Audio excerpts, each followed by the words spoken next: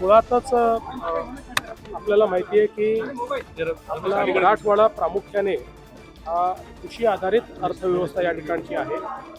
परभणीसारखा आपला जिल्हा हा मोठ्या प्रमाणात कृषीवर अवलंबून आहे आणि म्हणूनच आज जी काही संयुक्त संशोधन आणि विकास परिषद कृषीची आयोजित करण्यात आली होती त्यामध्ये मी आलो होतो.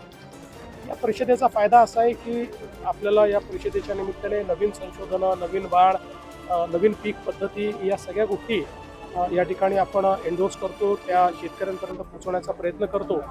आणि आमचाही प्रयत्न आहे की शाश्वत शेती आपल्याला कशी करता येईल आणि विशेषतः शेतीमध्ये इन्व्हेस्टमेंट कशी वाढवता येईल अशा प्रकारचा आपला प्रयत्न आहे.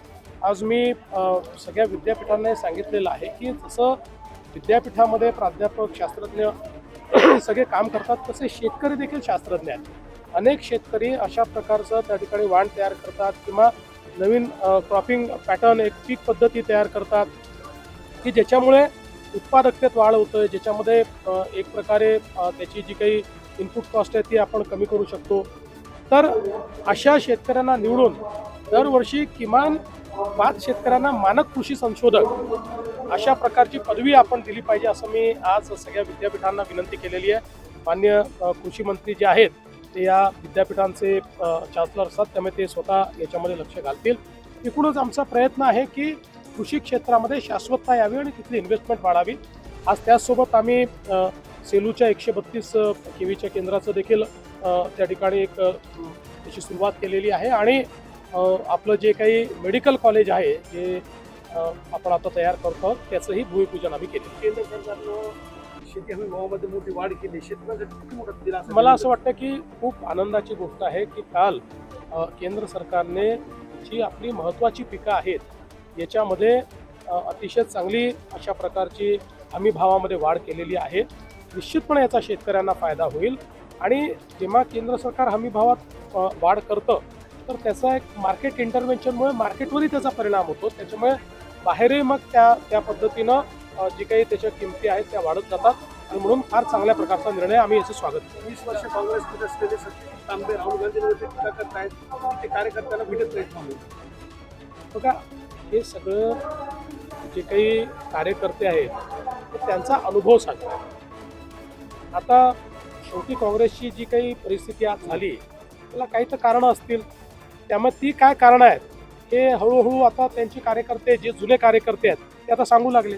तर परभणीच्या विकासाचा अनुशेष बाकी आहे. दिदींना पालकमंत्री केले, पण काय आज जाहीर होणार किंवा या प्रश्नांकडे लक्ष देणार? आणि जाहीर काय, आम्ही आता मेडिकल कॉलेजचं भूमिपूजनच या ठिकाणी केलं आणि आपल्याला माहिती आहे की किती अडचणीतनं ते मेडिकल कॉलेज तयार झालं, ते कशा प्रकारे ॲक्च्युली अमान्य करण्यात आलं होतं. मग आपण केंद्र सरकारकडे पुन्हा गेलो, केंद्र सरकारला ते समजवलं, त्याचं पुन्हा इन्स्पेक्शन केलं, त्याला नंतर निधी आपण उपलब्ध करून दिला. त्यामुळे मी एवढंच आश्वस्त करतो, ज्या घोषणा केलेल्या आहेत त्या सगळ्या पूर्ण. आदिवासी विभागाचा निधी वाढवल्याचा विरोधक आरोप करतायत लाडकी बहीण योजनेसंदर्भात. पहिल्यांदा तर मी सांगतो की अशा प्रकारचा जो काही आरोप आहे हा पूर्णपणे खोटा आहे, अतिशय चुकीचा आहे. अर्थसंकल्पाची पद्धती ज्यांना समजत नाही अशी मंडळीच असा आरोप करू शकतात. आपल्याला कल्पना आहे की नियम काय आहे, तर नियम असा आहे की आपल्या अर्थसंकल्पामध्ये आदिवासींच्या लोकसंख्येप्रमाणे आदिवासींकरता आणि अनुसूचित जातीच्या लोकसंख्येप्रमाणे अनुसूचित जातीकरता निधी राखीव ठेवावा. आणि हा निधी राखीव ठेवताना त्यातला जास्तीत जास्त निधी हा वैयक्तिक लाभाच्या योजनांकरता राखीव ठेवला पाहिजे आणि मग काही स्पेसिफिक इन्फ्रास्ट्रक्चर करता ठेवला पाहिजे. आता लाडकी बहीण ही योजना वैयक्तिक लाभाची योजना आहे, त्यामुळे लाडक्या बहिणीकरता जर तुम्ही निधी दिला तर तो अर्थसंकल्पाच्या नियमाप्रमाणे त्या आदिवासी विभागातच दाखवावा लागेल आणि तो अर्थसंकल्पाच्या नियमाप्रमाणे त्या अनुसूचित जाती विभागामध्येच आपल्याला किंवा सामाजिक न्याय विभागातच दाखवावा लागेल. त्याप्रमाणे तो दाखवला. पण या संदर्भातला अजितदादांनी हाऊसमध्येच खुलासा केला की नुसतं इथे पैसा दाखवला त्याच पैशात दाखवला असं नाही आहे, तर जवळजवळ 2.25 पटीनं या विभागांचं बजेट वाढवलेलं आहे आणि त्या ठिकाणी तो दाखवलेला आहे. त्यामुळे ही अकाउंटिंगची पद्धत आहे. कुठलाही पैसा पळवलेला नाही, कुठलाही पैसा बळवलेला नाही. ज्यांना हे समजत नसेल त्यांनी माझ्याकडे यावं, मी त्यांना अर्थसंकल्पाची, कारण मी पुस्तक लिहिलं आहे अर्थसंकल्प कसा वाचायचा, त्यामुळे अर्थसंकल्पामध्ये अकाउंटिंगची सिस्टीम काय आहे हे मी समजावून सांगेल. नियमामध्ये अशा प्रकारची तरतूद तिथेच दाखवावी लागते, ती योग्य प्रकारे दाखवलेली आहे. त्यामुळे यात कुठली बनवाबनवी नाही, यात कुठली फसवाफसवी नाही, हे स्पष्ट मी करू इच्छितो. अजितदादांनी योग्य काम केलेलं आहे हे मी या ठिकाणी सांगतो. तर मे मध्ये अतिवृष्टी होते राज्यामध्ये. हा? असं मी कधी म्हटलं? काय ज्यांना इंग्लिश समजत नाही त्यांना असं वाटतं. तर राज्यामध्ये पाऊस पडतोय, मोठ्या प्रमाणात नुकसान आहे. मे मध्ये पहिल्यांदा पाऊस पडतोय, तर काय सांगाल तर याच्या नुकसानीच्या संदर्भात? असं आहे की चांगला पाऊस झाला पाहिजे. चांगला पाऊस झाला तर शेतकऱ्याचं भलं होतं. चांगला पाऊस झाला तर खरीपालाही फायदा होतो, रबीलाही फायदा होतो आणि अगदी उन्हाळी पिकापर्यंत पाणी पुरतं.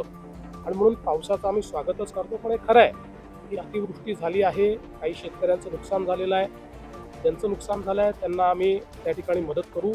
त्याचे ऑलरेडी स्टँडिंग ऑर्डर्स आम्ही दिलेले आहेत आणि यापुढेही आम्ही लक्ष ठेवून आहोत. बघा, शेवटी वातावरणातल्या बदलामुळे मान्सून हा विविध पद्धतीने येतो. म्हणजे समजा 105% मान्सून आला असं आपण ज्यावेळेस म्हणतो, त्यावेळेस अनेकदा त्यातला 50% मान्सून 4 दिवसात येऊन जातो आणि मग त्यातनं शेतीचं मोठ्या प्रमाणात नुकसान होतं. म्हणून मला असं वाटतं की आता या संदर्भात आम्ही लक्ष ठेवून आहोत.